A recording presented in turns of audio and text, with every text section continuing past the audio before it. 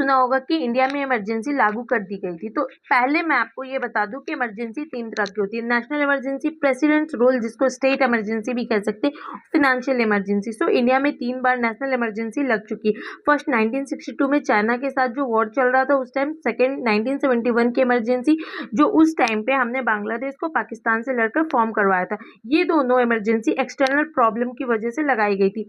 But third जो emergency लगी थी उसका रीजन इंटरनल मैटर था, जो कि 1975 में लगी थी। सो 25 जून 1975 को थर्ड टाइम नेशनल इमरजेंसी लगाई गई थी।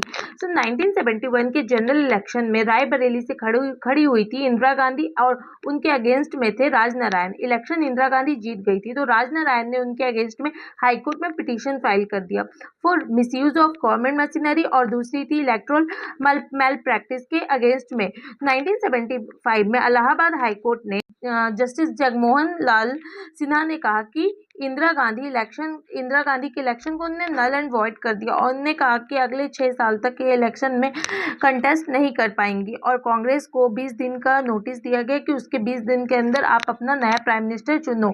तो 24 जून 1975 को सुप्रीम कोर्ट ने हाई कोर्ट के ऑर्डर को स्टे पर कंडीशनल स्टे लगाया, और 25 जून 1975 को गवर्नमेंट ने रिस्पॉन्ड किया और नेशनल इमरजेंसी लगा दी गई।